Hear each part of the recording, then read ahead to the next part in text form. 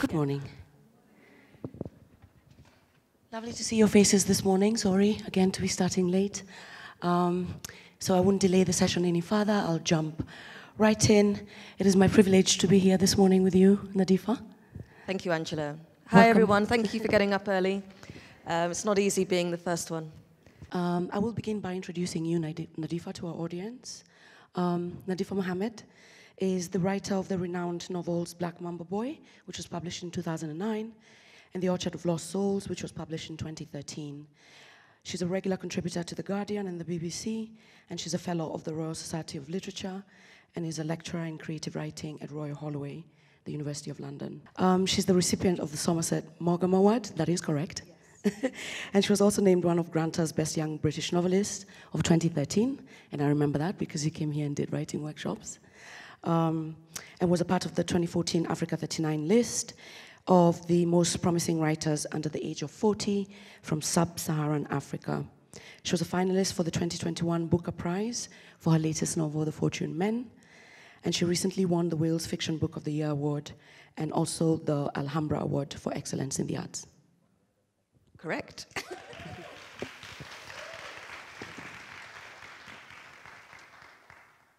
We'll jump right in, Nadifa. The brief for this conversation was around memory making and histories, and particularly how your work writes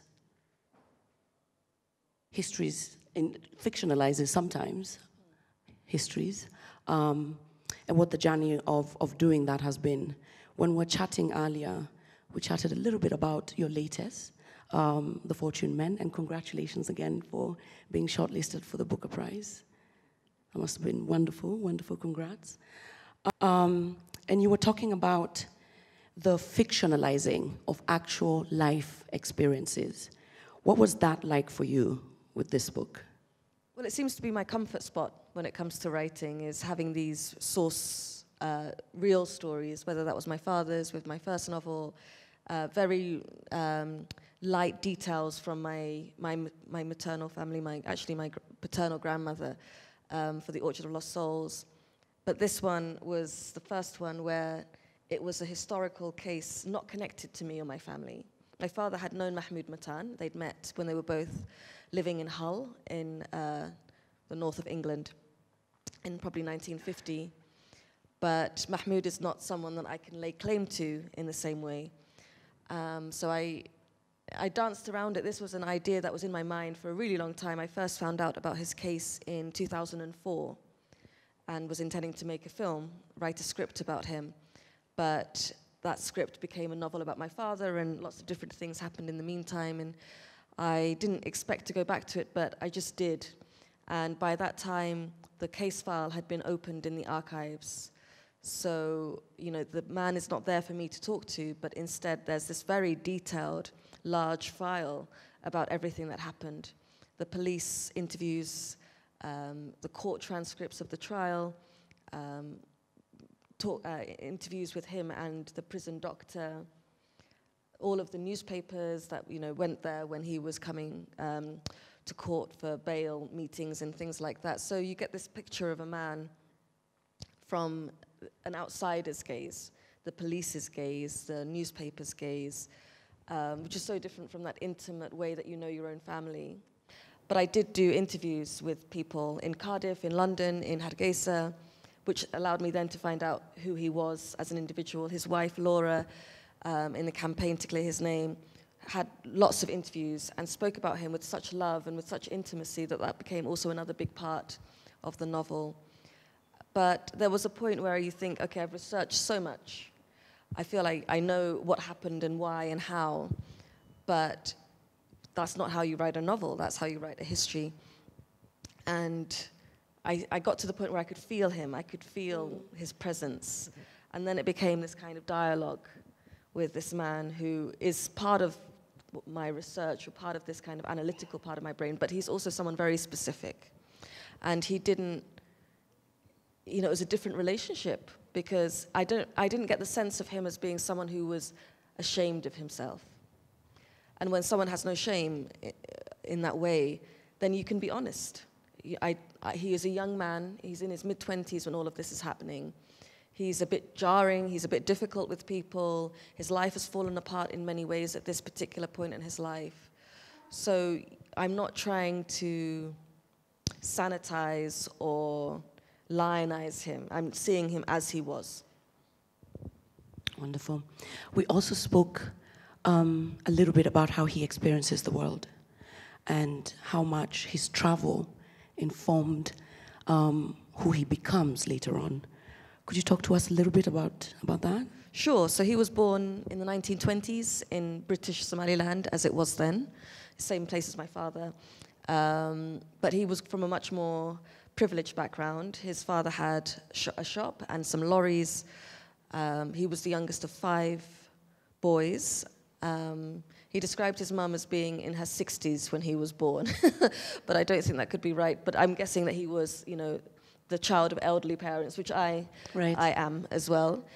But he left Somaliland in the 40s when he was still young, in his early teens. And then he just, from the archive, there was just a very sketchy impression of where he went, and also because of the languages he spoke. Right. He spoke Swahili, he spoke a bit of Hindi, a bit of Arabic, English, and Somali. So from the Swahili, I could see that he went this way. My father traveled to Europe via Egypt, but Mahmoud went south, presumably through Kenya, Tanzania, or Tanganyika.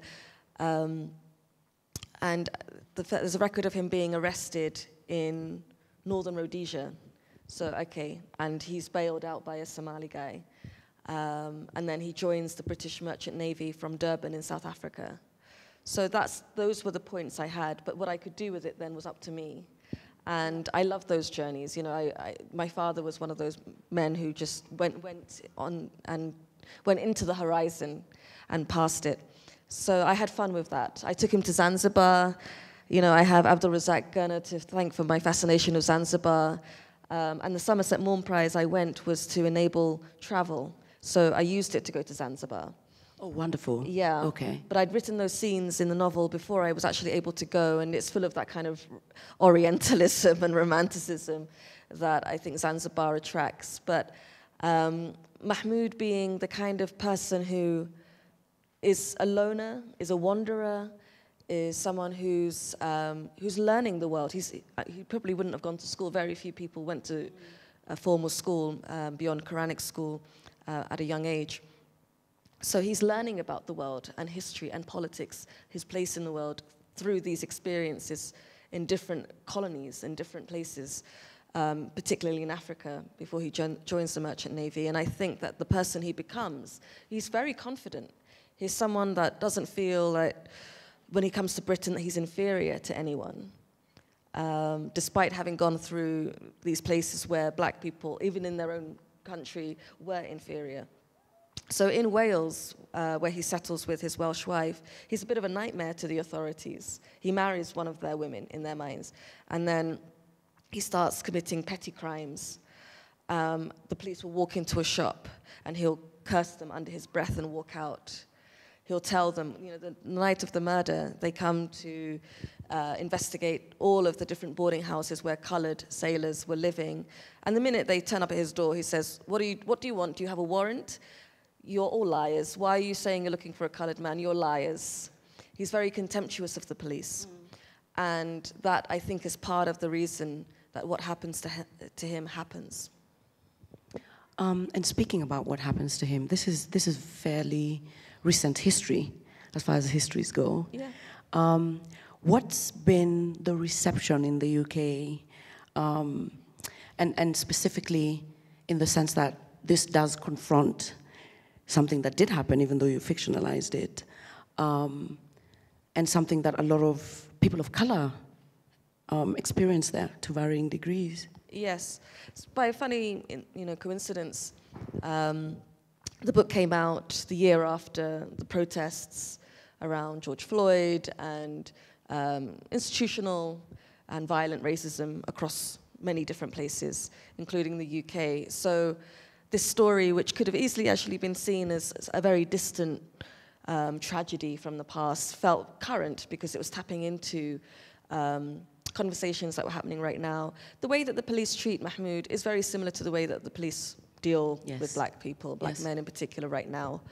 You know, there's an idea that because it's the 1950s that it's a very crude kind of racism. In all of the archives, they never once call him a racist term. They don't need to. That kind of quiet, lethal institutional racism works beyond that. They offer him sandwiches and tea, but they know they're going to kill him, and they know that he's innocent. So I think that very kind of clunky racism, you know, Mississippi Burning type racism that people expect of these quite crude characters is not what we perceive as, is not the reality. And Mahmoud wasn't his best advocate. You know, when you read the case file, I went away after reading it for the first time thinking, oh, he was guilty. They were right. Because the police did such a fantastic job of giving him motivations, of creating this character. They do the fictionalization much before I do. And they create a neat, convincing narrative, which the jury, which was an all-white jury in Swansea, not Cardiff, but Swansea, which was an even whiter, smaller town. And so Mahmoud is convicted after an hour and 20 minutes of deliberation. And then, you know, to his disbelief, they persist, they continue, and he tries all the different appeals processes to have his death sentence vacated, but they execute him. They execute him. And he's fighting until the last minute. He refuses to wear the suit that they've brought, one of his old suits, for him to wear to look good for the execution. He dies in his prison pajamas because he refuses to change. There's a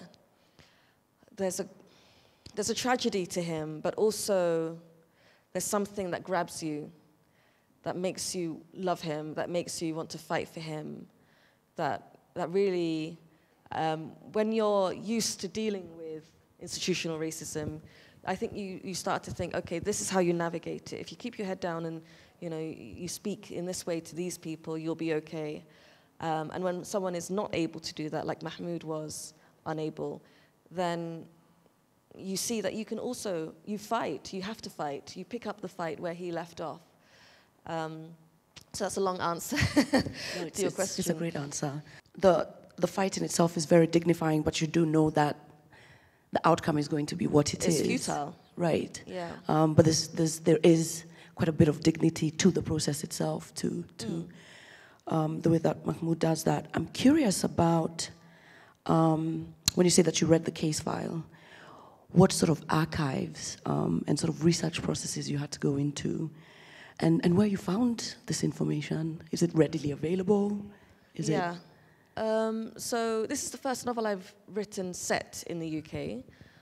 Black Mamba Boy ends in the UK, but it's mostly set in other countries. So this was a privilege, being able to access, like Britain is a hoarding nation. They hoard papers, they hoard bones of other people, they hoard all of the artifacts and things that they've looted from around the world. So it's a good place to be as a writer. And this case file was at the National Archives, not that far away from where I live, but there's normally an 80-year or 70-year, 80-year wait before a case file can be opened. So if something happens now, it's not until 70, 80 years later that anyone can read about it. Oh, to preserve the private information of the people involved, and I guess they think after 80 years that they've either passed away, they probably have passed away. So by chance, another researcher had forced them to open Mahmoud's case early. And I was able to benefit from that. And yeah, you go there, you give your ID, you request it, and there you have it. You have all of the details from 1952. So I'm a nerd. I love that. I love that physical access to history, to written history. But it's a very partial and false history. And the interviews that I did with people, old sailors, old Somali sailors in London and Cardiff, people that had grown up in Cardiff, knowing the story, knowing the characters involved, all of that was really, really valuable. And I think that, there was one old man, Ismail Isa, who had known Mahmoud closely. He'd been with Mahmoud on the day that Mahmoud had married Laura, and then they'd gone to sea for 8 months across the world. So the way that he knew him as a peer, as someone who was facing all of the same challenges that he was facing, gave his account a deeper weight for me, because he could see what was normal for their group, which was a very self-selecting group. These were men who had left home at a very young age to find work in this hostile country, and it was hard physical labor, incredibly physical labor, in the engine rooms of these ships, throwing coal into boilers, into furnaces. So for him to say that Mahmoud had changed, that Mahmoud had lost it to a certain degree, made me realize that the person I was meeting in the case file, the archive, was someone who wasn't himself anymore. So his belligerency, the moments when you think, okay, stop playing games, stop being so difficult with the police, and just give them your alibi. You did not do it, so tell them your alibi. But he wasn't able to, and there was something going on. I think he was having probably some mental health issues, the stress of living in Britain in the 40s and 50s, unemployed or underemployed, facing the racial discrimination that was just the norm in everyday life. It's going to take a toll on you, and it took a toll on other people. And this is the way it manifested in him. Right. You mentioned the representation of him in the case file, how he'd been observed, all the kind of details that you came across that form part of your research, obviously. And then you've got this, which is fictionalized. And I am curious about your thoughts around sort of literature as archive, that is informed by all these bits that we know about things, but how it draws from all the kind of different records to form a picture of someone. Sure, I think from the beginning, and I studied history and politics at university, I didn't study literature, and I think that's always given me a bias, that whatever I'm learning in the process of writing a novel, the factual details that I'm learning, I want to pass on. I want them to be part of what people take away from the story. So, this novel is a novel, and it's a take on who Mahmoud Matan was, and the characters around him, the murder victim's family, and how they thought and dealt and experienced everything that happened in 1952. But it's my work. It's from my imagination. And I think maybe a novel in a way can be more convincing than a history book.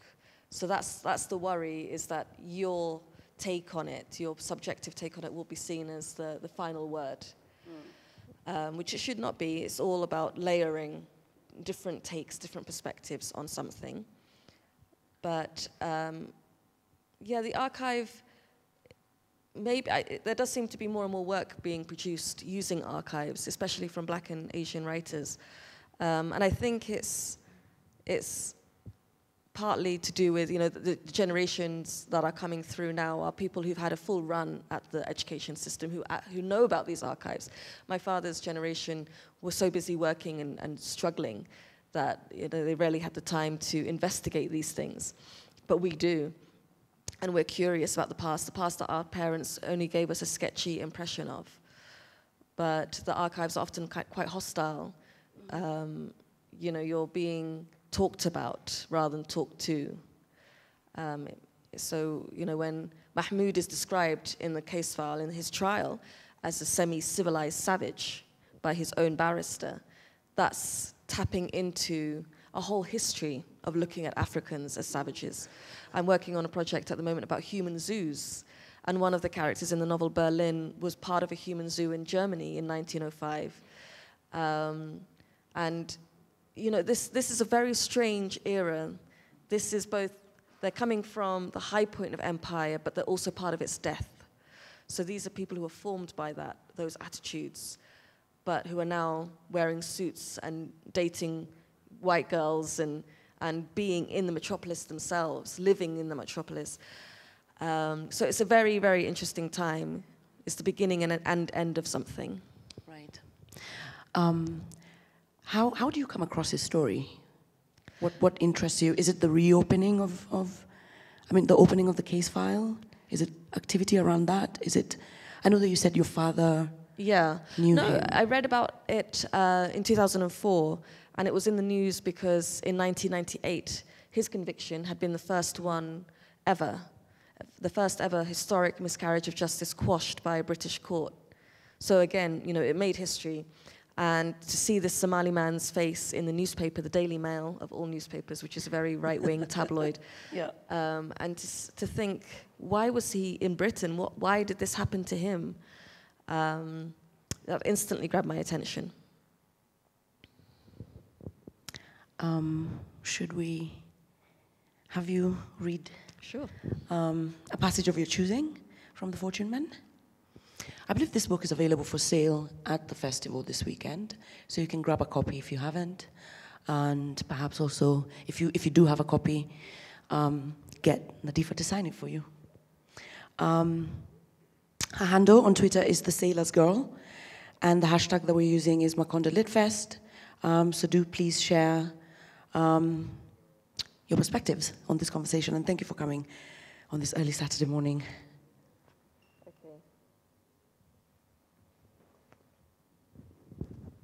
So what segment are we looking at? I thought Nadifa? I'd bring it back to Africa. Excellent. So this is when Mahmoud has been found. He's run away from home, basically, and he's in Dar es Salaam, living with Bibi Zahra. But he was spotted by another Somali and told to go back home, where his mum is waiting for him. And he's waiting at the central station at Dar es Salaam, intending to go back north to Hargeisa, but something happens. Sitting on a wooden bench on platform 1 of the central station, waiting for a train he didn't want to ride, Mahmoud picked listlessly at a packet of chaat that he had just bought from an Indian hawker. The red flash of his cart squeaking up and down the platforms, having kept Mahmoud company over the past hour, is now stilled.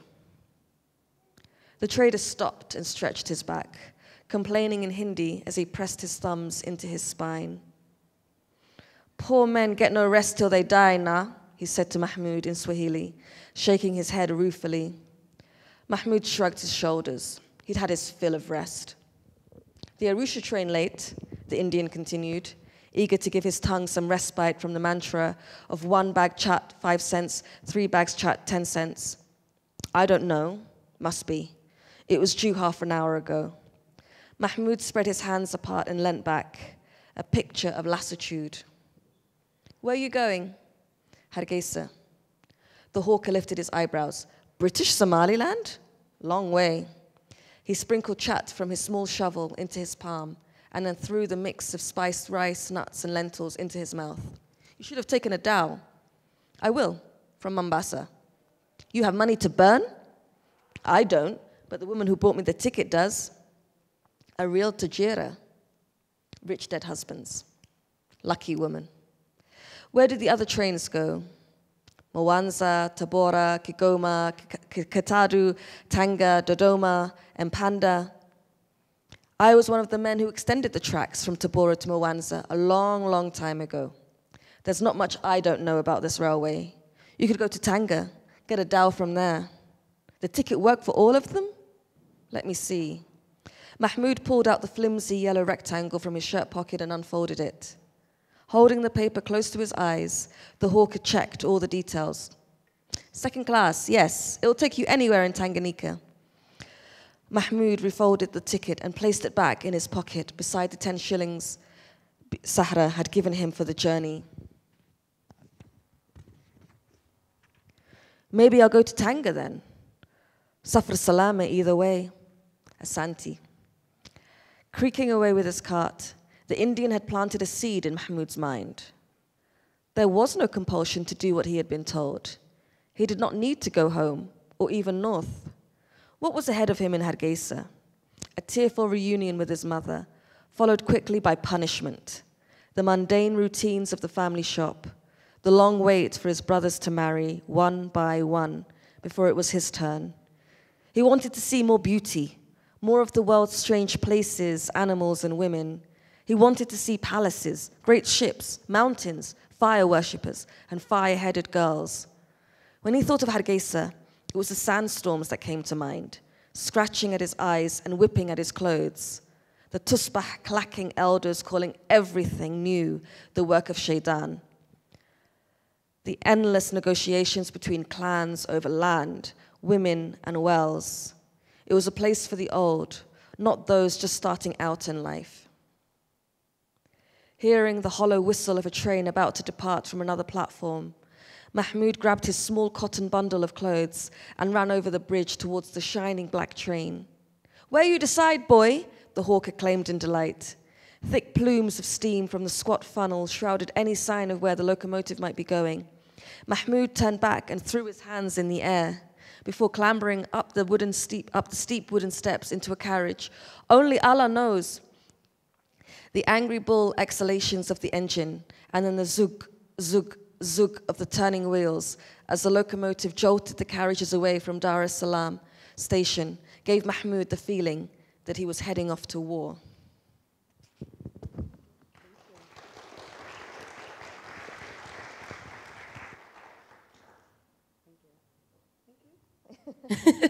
There we go. Thank you. Thank you, Nadifa. So if you have not read this book yet, you ought to, you need to. As I said, copies are going to be available throughout this weekend at this festival. Travel and journeying seems to be a big part of Mahmoud's life. And to kind of bring it back to you and your writing, I think for this festival they'd included a sentence that says that you say you left the country of your birth for the first time, imaginatively. Does it sound familiar? No, it doesn't. Nadifa says she left her country of birth for the first time, imaginatively, with your imagination, I suppose. Oh, do they mean by writing about the UK, setting something in the UK? Yes. Okay, yeah, that makes sense. Yes. Yeah. I was certain that you were going to remember that, so I was going to ask you a question about it, but it doesn't seem... Writers talk a lot of nonsense. We shouldn't always be caught out. But going back to kind of your early years writing, how did that process begin for you to end up with Fortune Men, your third novel? Yeah. So I always say that I became a writer by accident. I had no plan. I had no idea how someone even became a writer. Growing up, most of the writers you'd see in the UK were these very privileged men, often white men, mostly white men. And it felt almost like a closed circle, something that you were invited into or born into. I had no idea. So I left university not really knowing what I wanted to do. And the first job I was offered was an internship for a film company as a researcher. And so that was my first experience of the creative industries. It was a very kind of shoddy job. Lasted about 7-8 months. But what was good about it was looking at factual stories to turn into feature films, dramatic films. So I was researching young Muslim men who were getting caught up in all sorts of, there was a group of 3 who had been wrongfully sent to Guantanamo. So the story was looking at that. So it was interesting to interview people about things I didn't know anything about, and look at how to turn that into a script, into characters. So I think that was the very early beginning. And as I said, when I first read about Mahmoud's case, my instinct was to write a script because that's what I was doing at the time. But a script is only meaningful in the context of getting a film made, and getting a film made is a hard job. Yeah. While writing a novel, I'd always been a big reader, and that muscle was already well developed. I didn't realize it, but that the desire to tell it in that particular form was there. And very quickly, I found out my father had known Mahmoud Matan, and then my father started telling me about his own life story, which I only knew in pieces, in fragments. And so I started recording my father, and his own story was so mad and interesting that took my attention. And I wrote it, first of all, as a biography, a very short biography, and then it grew and grew and grew. And I actually met Abdul Razak around that time, 2007, when I had 30 pages of Black Mamba Boy. And we met, and he spoke to me about that and gave me the confidence to think that this was something I could carry on with, that it could be something valuable, meaningful. Because I think as a writer, you never really, it takes a long time to develop the confidence to think that you have something valid to say, that you have any business being a writer. But I got to the end of it. I could have easily stopped writing then. Hafsa, who's also part of Macondo, has just written her first novel, and we had a conversation last night about whether she'd ever write again. Did she say yes? She's not so sure. But there is that moment after the first novel where you think, okay, was it just a one-off thing, an experiment? Or is this something I want to continue? And because I had a 2-book deal, that kind of compelled me to write a second novel. That's a great problem, Nadifa.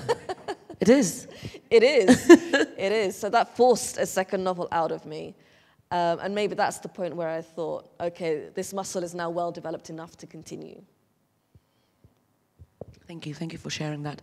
When Nadifa says she met Abdul Razak around the same time, she's referring to, of course, Abdul Razak Guna, 2021 Nobel Prize in Literature laureate, who's in the audience with us today. Karibu Sana. And we'll be featuring on the program, so do make sure that you kind of hang around for the weekend and check out everything that's going on throughout this weekend. Nadifa, I'm curious about whether there have been any challenges around fictionalizing Mahmoud's life. Any challenges from sort of, family and things like that? Yes. So as I said, with my first novel, my dad was there. Yes. And we could negotiate the terms. It was a collaboration. So if he said something wasn't going in the novel, it didn't go in the novel. And the second one was so loosely based on my grandmother's life that beyond the fact that this had happened to her, she had been hit by a car and left paralyzed just before the war broke out. Everything else is fictionalized. But this was a tricky one where it's very obviously based, I'm using his real name, I'm using Mahmoud Matan's real name. And the ethics of that, of putting words in his mouth, and there's a point where you have to say, I can do this, I'm allowed to do this. You give yourself permission or take permission. And it was a constant negotiation in my own mind. One of the ways I got round putting words in his mouth was actually to get words from the archive. So a lot of what he says comes from the archive, whether that's the newspaper reports of what he said in court, or there's a last letter that he dictates while in the execution cell. That's his own letter that he dictated to the detective who'd framed him for murder. So there's this back and forth. There's a feeling that, because it's my novel, it's all me, but it's not. There's this constant weaving in and out of things that Mahmoud and Laura had really said and done. But I felt more uncomfortable with this scenario than I had with my previous novels. I did meet with the family members, both of the murder victim and Mahmoud. And then you see the trauma, you see the effect that what happened in 1952 continues to have on those families. So again, you're playing with karma, you're playing with real feelings, really deep, horrifying trauma, which again gives so much more weight to this exercise of imagination. Yeah. One of the reasons I changed the murder victim's family's name was because I was asked to.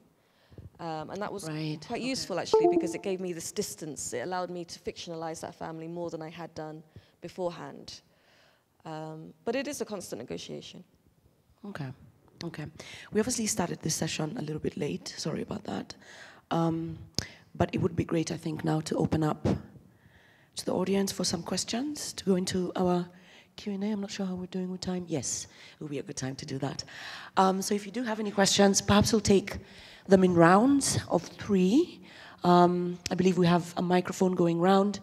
So maybe just indicate that you have a question by putting your hand up, and someone with a microphone will come to you. Nadifa, in your first book, you explored your father's story, his odyssey, basically leaving East Africa, and the journey of leaving the country. And then in your second book, you sort of like explored the story of these women back home, you know, on the cusp of civil war. And with Fortune Men now, you've looked into the Mahmoud Batan story, which is basically also Somalis in the diaspora. I'm just curious, for your next project, what era of the Somali story are you interested in? Or is there sort of like a specific you know, time or people that you're interested in looking to? Yeah, there is, and it's probably the one I've been avoiding for the longest time, which is the most contemporary, the one that's most familiar to me. I think there is something, someone asked yesterday in the press conference about using history to hide from the present. Oh, and I think I have been doing that, because the present is confusing, it's unsettled, it's much more subjective and emotive for me. But I'm writing now about the Somali community in London, as it is, the people who arrived just before the Civil War and during the Civil War, the trauma. Like, I think I was young when most of this was happening, but that moment when Somalia was collapsing and people were just arriving as refugees to Britain, and I was probably 9, 10, and you'd go and visit someone and they were staying in a hostel, and you know, they were really young to me. They seemed very young to me in the early 20s, and they were living on £40 a week, and they were sending half of that back to a family in a refugee camp waiting for them. And the suicides, the mental health issues, the chaos of that moment in time. And then everything seemed to settle down. People had families, but in those families, many of the young people, especially the boys, it's mostly the boys, are having real difficulties with gangs, with violence, with early deaths, for different reasons. And it feels as if something is stalking, something's haunting people. And it's I think, a lot of that unresolved trauma of what happened in Somalia and during the sort of refugee moment. It hasn't fully stopped, but there was that real peak in the 90s. And what it did to families. Yep. And sometimes, we were talking about this last night, the way that people claimed asylum was chaotic, and sometimes the perpetrators of violence would say that they were the victims of violence. Yeah. And then both sets are then reunited in London or Washington, D.C., or wherever they may be. There was a really interesting case a few years ago where a Somali man from Hargeisa, who was meant to have died, he was shot, tortured and then shot by the dictatorship, Colonel Tuke, this man who worked for the military, and he was living in Virginia, and this kind of Lazarus figure, the Somali man who had survived this violence, took him to court. And it went through the courts, and eventually it was a civil case. General Colonel Tuke was found guilty, told to pay compensation, which is never going to materialize. But that kind of image of this Lazarus who was rescued from death, you know, he was shot 5 times, left for dead, but smuggled out of the prison and survived. And for him to come back and get justice like that, I find that really intriguing. And the Somali civil war is one where there's been no truth and reconciliation. Everyone just sort of agreed to pretend it hadn't happened, or to not investigate what happened too deeply. And I think that has followed people into the diaspora. So that's what I'm working on. We're looking forward to that. Thank you for sharing that, Nadifa. Do we have another question? Yes, we do. Yeah, okay. Thank you very much, Nadifa, for the wonderful conversation, and to everyone for the wonderful festival. My name is Mareike, and I was particularly struck about how you talked about your archival work, that you go into an archive which is often the only record that exists, however imperfect, and that you found that it talks about people rather than to people. And I wonder whether you could talk us through a little bit how you get over that threshold. What do you do with that first reaction, that sentiment that this is a kind of diminishing record, and yet it's the only one that is? How do you start engaging with these materials if it is so much about people rather than talking to people? Thank you. Thank you. It's an interesting question. They're interesting. I find them really interesting, and what I find interesting about them is the detail I think we often talk about things in generalities, and without that level of detail. So I know when I'm reading this archive that it's a biased, particular take on things with a real mystique of authority. Everything is on this government-stamped paper. There's this real rigmarole, bureaucratic kind of mystique, I think. So it feels convincing, it seems convincing, but you know, from the conviction being quashed in 1998, that you know that all of this is unreliable. Right. But there are flickers of something. When Mahmoud says to the police very early on, when he's being interrogated, that keep me here as long as you like. If you want me to say I killed the king had just died the month before, I'll say that I killed the king. You know, you can keep me here. It's not going to change anything. So he doesn't know then what will happen to him, but that the power of his words is he's in the moment, and it does capture these moments. Whether they're manipulated later on is one thing, but it does capture these moments when there's this kind of back and forth between the prison and a pawnbrokers in Cardiff, and the pawnbrokers have one of Mahmoud's suits, and there's this negotiation about whether he'll be allowed to wear it for his execution, and the pawnbrokers don't want to allow it because then they'll lose their money. So these details are so sinister and so telling, and I don't think I'd even be able to make it up. They're so particular, and I find the archives really, really important for that. They make everything strange. And Britain, when it still had the death penalty, they got rid of it in 1965. It has a very British quality. I think we think of the death penalty in a US context with, you know, the final meal and all of this sort of stuff. And it wasn't like that in the UK. There wasn't years of death row. You died very quickly. Sometimes within 3 weeks of being sentenced, you'd be put to death. And it's, you know, it's both recognizable and strange. And that's, you know, people always say that history is a foreign country. And that's what it feels like. But it's a foreign country that we still dwell in. We're part citizens of. Ainga, good morning. Good morning, Angela. And Nadifa, welcome to Nairobi after 10 years. Thank you. Great. Now, the American writer David Yallop wrote a story. He revisited the story of somebody who had gone through almost the same experience of Mohammed.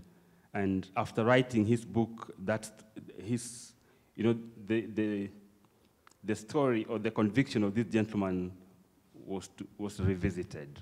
Now, when you wrote this story of Mohammed, were you, for example, at one moment wishing that this story can be revisited, and if there's anything that, or somebody has actually, or how was it received? Did people say that no, this is what happened, and this is the story that we have about this gentleman? I think Mahmoud's conviction was... It was by the time I got to writing it, by the time I'd learned about it, his conviction had already been overturned in 1998. So I wasn't trying to prove that he was innocent. The state had basically admitted it was wrong. Their terminology is to say that the conviction was unsafe. So they're not saying that he was innocent, but they're saying that there was no real evidence to say that he was guilty. You say unsafe? Unsafe. The conviction was unsafe. Interesting choice. Rather safe. So I didn't have to do that work. It had already been done by the family and by the courts. And interestingly, the case hinged on a witness, a Jamaican carpenter called Harold Cover, who was the man whose evidence really put Mahmoud at the scene of the crime at the time of the murder. And he went to jail himself for trying to kill his own daughter. And when the appeals process happened in 1998, he was sitting in the audience of the court, still claiming that he was telling the truth. But his testimony was he was probably a police informer, and had also been given a reward of £100 by the family, who were looking for any evidence to find the killer.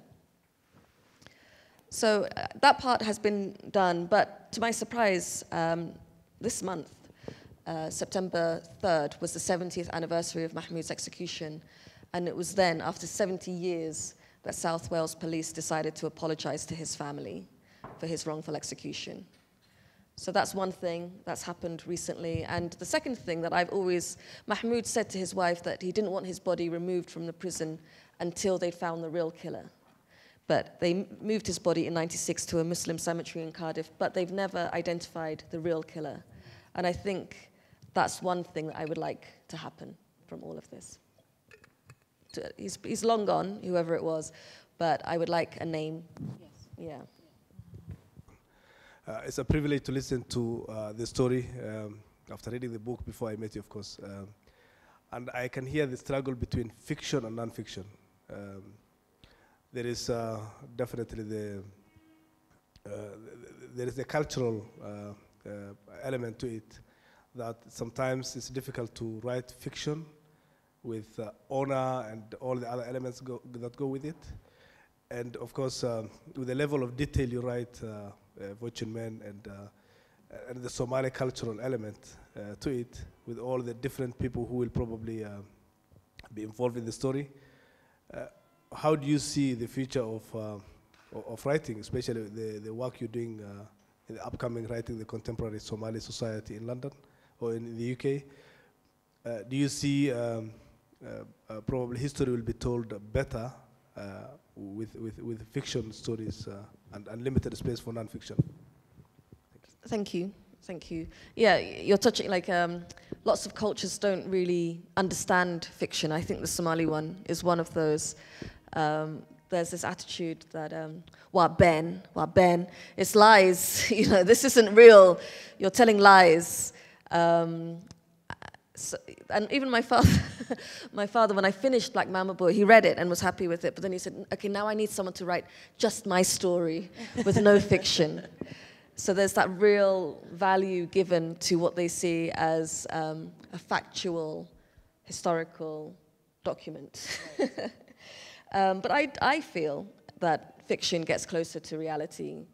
If I'd stuck to my father's story as just a biography, I wouldn't have been able to access his inner world. And for me, that's what was interesting about all of these experiences that he was undergoing.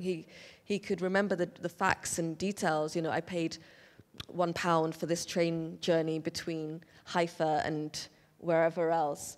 But whenever I kept saying, but what did you feel? What did you feel? What did you feel? What were you thinking? What were you thinking? I didn't think anything. I wasn't thinking anything. And you can't experience that in text. Yeah. You can't just have a list of travel. So for me, it's an automatic process. When I read something, when I think about history, I think about it in terms of individual stories, and that's always been the case. You can't really, when you think about the Second World War, where do you even begin? But you take one child soldier in Eritrea who has had this life story already, suddenly it starts to feel real to me. What does he want from this particular moment? What's he feeling, fearing? And that's, I think, when I go to Somaliland, that's one of the things I'm trying to transmit, is that your individual story is worthwhile. And it doesn't have to, I think that in Africa, there's such a penetration of NGO language and thinking in any sphere that when it comes to the arts, especially writing, everything has got to be quite formulaic. So-and-so grew up in a nomadic family, but then went to school and is now doing this and that. There's this trajectory that has to be shown, or, you know, the girl child suffers, and this is the way that she suffers. And you don't get under the skin of that experience and the complexity of that experience. And fiction can do that in a way that this quite clunky storytelling doesn't. Yeah, I agree. I totally agree. We did start late, but we do have to wind up soon because it's nearly an hour. Yes, so let's take, I think it's 2 hands I saw. There was one here. And is there another? And back there. Oh, and here. So we'll take 3. Let's make them brief, please, so that we can make time for the next session. So we have one there, one here, and one at the back there. Okay. Thank you. Hi, sorry for the confusion before. So I'm Devika, and I really enjoyed reading the book. I would love to know, how did it happen? You spoke a lot about Mahmoud's point of view, but the 2 sisters and the sister who was, of course, murdered, from where? So I'd love for you to, like, how, are they very real to the sisters, the woman who was murdered? And my second question was a little more about the craft that you already mentioned quite a bit about. But the fact that it was based in the 50s, and you've spoken about your conversations with your father, so you have an insight into the community, plus the archives. But how did you fabricate this world of the 50s? The languages, there's a big amount of language that you use in the novel for us to feel that we are going and meeting different people. So yeah, some of the techniques that you used, how did you go and create this universe? Thank you. Thank you. So to answer the first part of the question, the sisters were not, at the beginning, a big part of the novel, but this is one of the things that the archive does provide, actually, is that the niece, who's a character in the novel, had left these scattered bits of their family history in different archives. So at the RAF Museum, the Royal Air Force Museum in London, there was an archive about her parents who had joined the Royal Air Force before the Second World War had broken out. They were a Jewish family in Cardiff. They saw what was going on in Germany, felt outraged and angry about it, and decided to do something, and signed up, I think in 38. And then the war broke out, and the husband, Sam, was shot down over North Africa, his body never found, and she was left a widow. So reading about them, reading the letters that they sent to each other, that was really moving. So something, an emotional place that you hadn't accessed, you're suddenly able to access through these letters in the archive. The love, he'd write in big letters, "I love you," and all these different, kisses underneath. So you feel the reality of these people. And there was more archives in Cardiff, school reports and things like that. So the family started to feel very real to me. And then I found her details online, the niece's details, and sent her a message, and she was willing to meet up. Went to Cardiff, and I could tell that this was going to be a different kind of conversation, so I didn't take notes. I would normally take notes, but I just sat and listened to her for 2 hours, asking questions in a cafe, and everything that she was saying was so powerful. The family history, the trauma. She said that she was in the house when it happened. She was in the building when it happened at the age of 10, and it wiped out her memories. She was very, very, very unable. She found it very hard to think about her childhood, to remember anything about her childhood because of the trauma of this murder that had happened in the house. But the family never spoke about things. It was the 1950s, so you just pretend it hasn't happened and carry on. So talking to her made me feel like there's something about these women that I can identify with. She was preparing for an exam. At that age, I was doing the same thing. That thing about being an immigrant, but also very assimilated in many ways, of being part of the society you're in, but also feeling like you're kind of out of it. That was all very familiar to me. They were the same age, in their 30s, as I was writing. So there was a connection. Maybe they felt more identifiable to me than Mahmoud did. So they became a bigger part of the novel. And I was also fascinated by Tiger Bay. I think bringing it to life wasn't hard because I kind of fell in love with it. And it was always a romanticized place. There's lots of footage on YouTube from the time. People were intrigued by its multiculturalism. It's a very small place, very tight-knit place where people have intermarried. The same families are there generations down the line. The music, the humor, there's a lot of poetry that came out of that, a lot of music. And it wasn't, I found it very easy to kind of bring it to life because I was fascinated by it. I'd listened to a lot of music from the 50s, Eartha Kitt and other people, and just really immerse myself in it. Yes, we had 2 more. Thank you. Hi, Nadifa. I love Black Mamba Boy, and I was looking forward to that young man who comes to the UK and is looking forward to that journey. And I felt like The Fortune Man was a continuation of that book, and sort of the second book kind of was like outside of that storyline that I was looking forward to.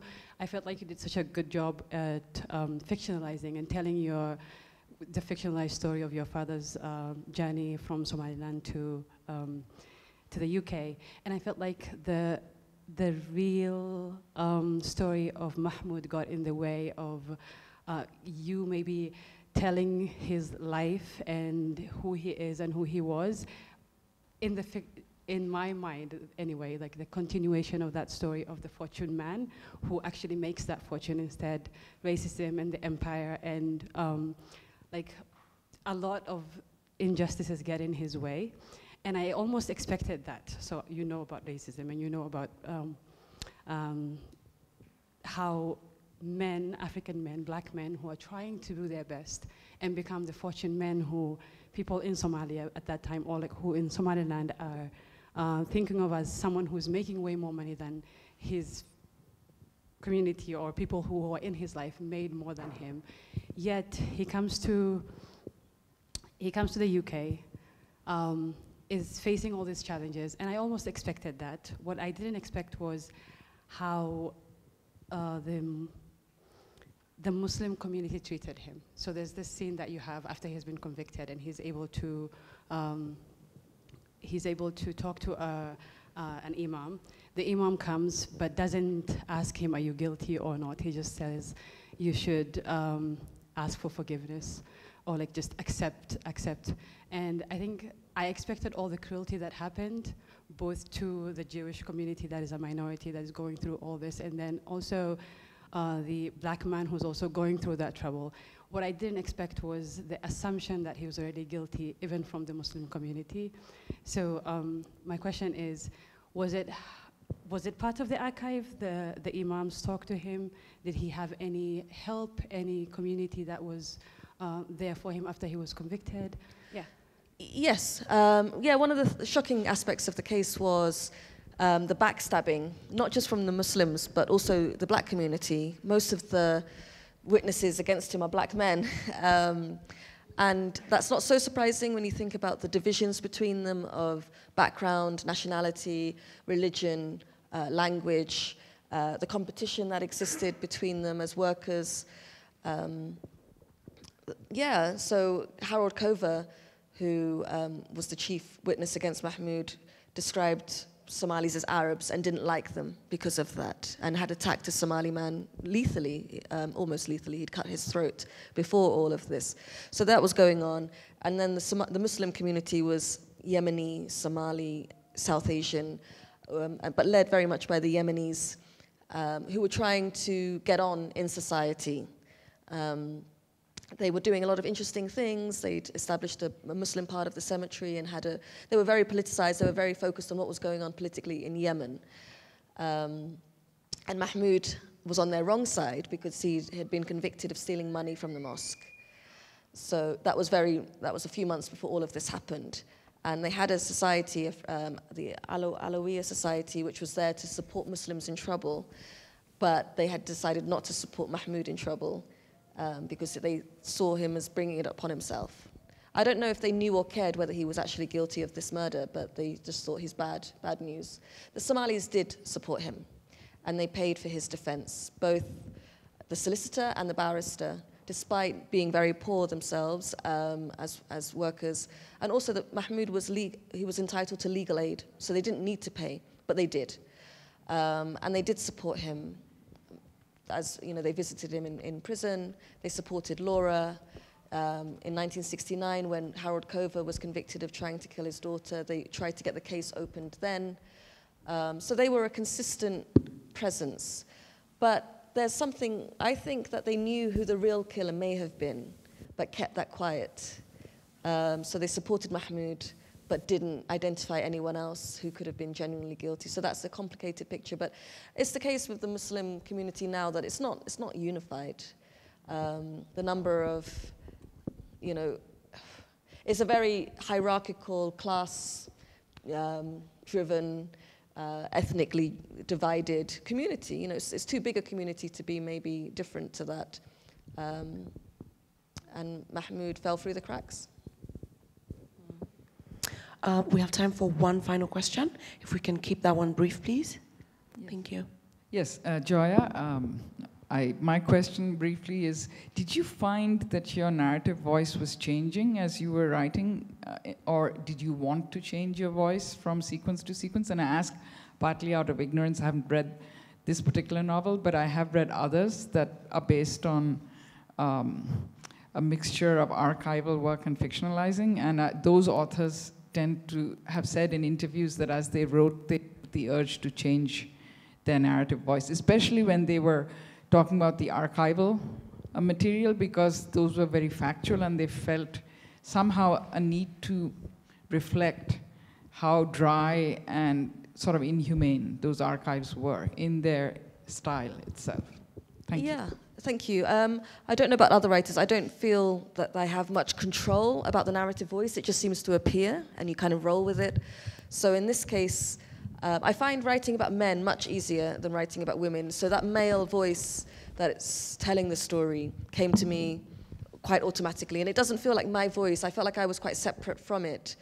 You know, luckily I was surrounded by all of these Somali men who knew that life and could phrase things in their own way that I think really got it. The way that they list things, the way that they are very particular about dates. So, you know, they'll think of a memory, but they'll say, okay, this was 1907 or 1976. That's the way they begin and frame a story. So I was borrowing from that. Mahmoud was someone who I felt was picking up all sorts of different languages. He spoke 5 languages, but then he's also speaking slang that he's picking up in Cardiff. And also from the Hollywood films that he's watching.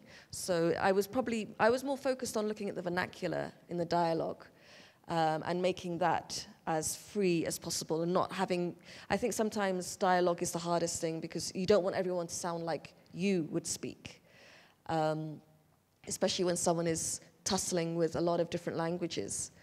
And the way that Mahmoud's broken English is transcribed in the archive is probably the way that any foreigner's broken English would be transcribed. It's not particular to him. But in that letter he dictates later on when he's, you know, under a lot of stress a few days from being executed, there's a closer impression of how he really spoke. But then he speaks some Hindi to people and, you know, there's Indians in Tiger Bay that he's talking to, some Arabic. He's someone whose range is very broad. And I wanted that to be part of the way that the story was told as well. But I do have one section which is just pure transcription of the trial. And that I wanted people to see. When you read the trial, it reads like fiction. It reads like a play. There's humor in it. There's really bombastic, kind of artificial sounding language from the barristers. It's all quite hammy. It's like a hammy play. It's... when Mahmoud is, Mahmoud's just watching this all, I just imagine him thinking, oh my God, all of these people are lying. Right. His landlord is there and, you know, he's a sickly man and he has to be given a chair. It's like a play. And I wanted people to see that. I want people to notice, here's my fiction. Here's the official fiction. See which one you believe. Thank you, Nadifa. It's been wonderful to have this conversation with you. Thank you, everyone, for joining us for this conversation. Welcome back to Nairobi. And we're really, really looking forward to the next one, now that you've told us to expect it. No pressure, but just a little bit. Thank you for sharing your time with us. Thank you for your words. And for everyone else that's staying on, I think the next session is in half an hour, so please feel free to take a break, come back. Nadifa's book will be available for sale at the Festival Bookshop outside, so do grab a copy. And I think she's available to sign too, if you'd like that to happen. Asanteni sana. Yeah? Thank you. Thank you. Thank you, Macondo.